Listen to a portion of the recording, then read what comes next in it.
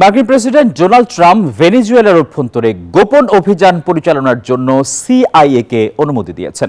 একই সাথে তিনি মাদক চোরাচালান বন্ধের অজুহাতে দেশটিতে স্থল হামলার পদক্ষেপ নেওয়ারও কথা বিবেচনা করছেন বলে জানিয়েছেন। ট্রাম্পের মন্তব্যের কয়েক ঘন্টার মধ্যে ভেনেজুয়েলা কড়া বার্তা দিয়ে বলেছে, কোনো সরকার পরিবর্তন বা সিআইএ নিয়ন্ত্রিত কোনো অভ্যুত্থান হবে না। তারা সব দিক থেকেই আক্রমণ ঠেকাতে প্রস্তুত রয়েছে। ট্রাম্প প্রশাসন দ্বিতীয় মেয়াদে ক্ষমতা গ্রহণের পর থেকেই যুক্তরাষ্ট্র ও ভেনেজুয়েলার মধ্যে উত্তেজনা ক্রমই বাড়ছে। ক্ষমতায় ফিরে প্রেসিডেন্ট ডোনাল্ড ট্রাম্প 18 শতকের বিদেশি শত্রু আইনের মতো আইন ব্যবহার করে যুদ্ধকালীন ক্ষমতা প্রয়োগের উদ্যোগ নিয়েছেন। সম্প্রতি ক্যারিবীয় অঞ্চলের নৌ হামলার পরে দুই দেশের মধ্যে উত্তেজনা বেড়েছে। তার মধ্যে ট্রাম্পের এই উক্তি নতুন করে চাঞ্চল্য ছড়ালো।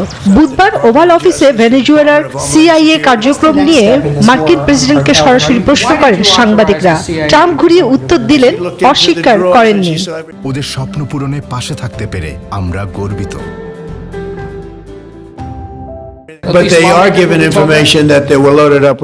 আমি নিজে এটা করতে পারছি না, তবে দুটি কারণ আছে।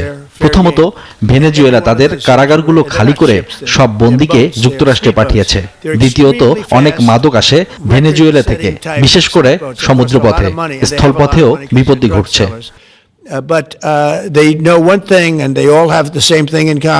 তবে ট্রাম্পের এই দাবির পক্ষে প্রমাণ খুবই সীমিত। মার্কিন গোয়েন্দা সংস্থাগুলোর সাম্প্রতিক প্রতিবেদনে দেখা গেছে, প্রেসিডেন্ট নিকোলাস মাদুরো অপরাধী সংগঠন ট্রেন ডি আরাগুয়া সঙ্গে সরাসরি যুক্ত এমন কোনো প্রমাণ পাওয়া যায়নি। ট্রাম্পের মন্তব্যের কয়েক ঘন্টার মধ্যেই কড়া বার্তা দিয়েছেন ভেনেজুয়েলা। প্রেসিডেন্ট মাদুরো ট্রাম্পের ঘোষণার পর তীব্র প্রতিক্রিয়ায় জানান, সিআইএ নিয়ন্ত্রিত অভ্যুত্থান ঠেকিয়ে দেওয়ার হুঁশিয়ারিও দায়িত্বে নেই। বলেন, কোনো সরকার পরিবর্তন হবে না।